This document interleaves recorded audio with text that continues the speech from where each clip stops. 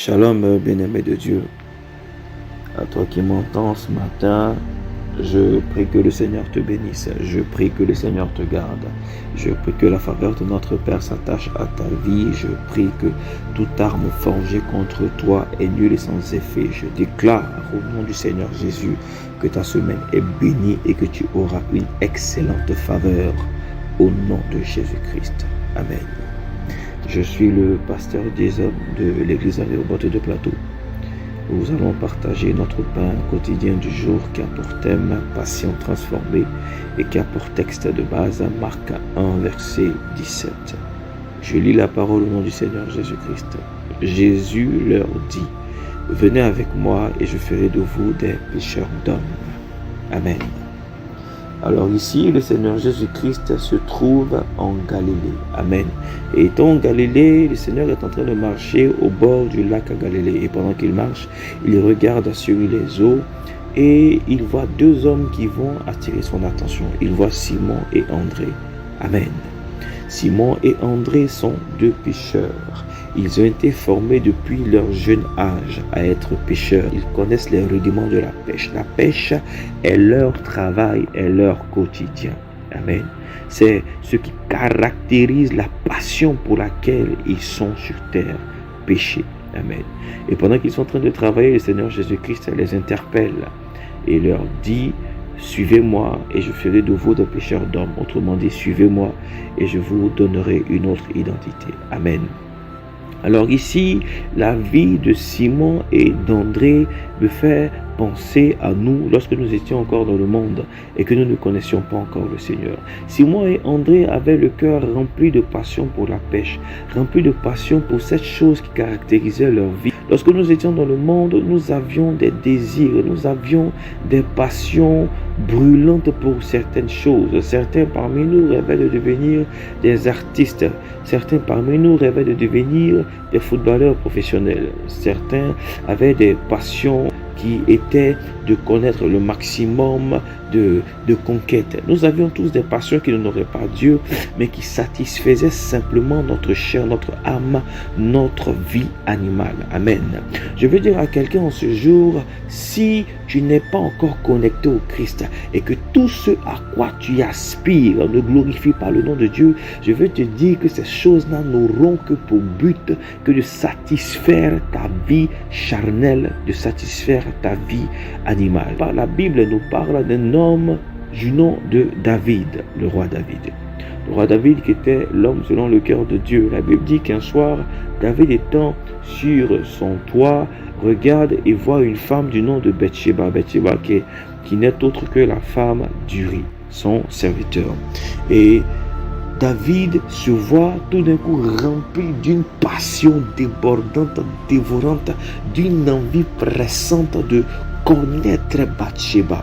Il a dans son cœur cette passion dévorante qui l'empêche de trouver la paix, qui l'empêche d'être tranquille, qui l'empêche même de pouvoir rassembler ses idées. David se laisse conduire par cette passion dévorante et débordante et va connaître la femme d'un autre. Et à partir de cela, s'ensuit des catastrophes et des malheurs dans la vie de David, car la mort entre dans sa vie au travers de ce péché-là. Amen. Je veux dire à quelqu'un que toute passion dévorante qui n'a pas pour but de glorifier et d'honorer Dieu, toute passion dans ton cœur, dans ton âme et dans ton esprit qui n'a pas pour but de manifester la gloire de Dieu, n'a qu'un seul but, de conduire sur le chemin de la mort. Lorsque nous nous connectons au Seigneur Jésus-Christ, les passions qui sont dévorantes en nous, qui nous poussent à faire des choses viles, sales, se trouvent automatiquement transformées. Car lorsque nous recevons Christ dans notre cœur et que nous recevons sa vie, tout en nous et tout autour de nous change et nous devenons de nouvelles personnes. La Bible me parle d'un homme du nom de Paul, Saul de Tarse, qui avait pour passion de tuer les chrétiens, de tuer les serviteurs de Dieu. Mais lorsqu'il a rencontré le Seigneur Jésus-Christ, l'apôtre Paul, qui avait cette passion qui le poussait à faire des choses viles a été transformée. Je veux dire à quelqu'un, toi qui as reçu Christ et qui ne parle pas encore de Jésus-Christ, je veux te dire qu'il y a quelque chose qui ne va pas. Parce que lorsque nous recevons la lumière de Christ, la vie de Christ, la passion qui doit nous animer, c'est de faire connaître le royaume de Christ, de te faire connaître Christ, de te transmettre la lumière que nous avons reçue, de transmettre la vie que nous avons reçue. Amen. Je vais inviter quelqu'un aujourd'hui à porter les sandales de l'évangélisation. En ce temps de la fin, le monde a besoin de personnes qui ont une passion dévorante pour l'évangélisation, dévorante pour le gain des âmes, dévorante pour sortir les captifs de leur prison. Le monde attend avec un ardent désir la révélation des fils de Dieu. Et la révélation des fils de Dieu, ce sont ces personnes-là qui auront dans leur cœur, dans leur vie, dans leur âme, une passion débordante de faire l'œuvre de Dieu. Une passion débordante de manifester la faveur de Dieu. Une passion débordante de faire connaître au monde qui est Christ. Amen. Simon et André ont vu leur vie totalement changée, radicalement transformée lorsqu'ils ont laissé la pêche qui satisfaisait leur chair, leur vie animale, pour se connecter au Christ qui donne vie et qui a transformé leur existence. Amen. Je veux inviter quelqu'un en ce jour à revoir ce qui lui donne la force de se lever le matin. Est-ce que c'est ce travail qui te passionne au point de prendre tout ton temps?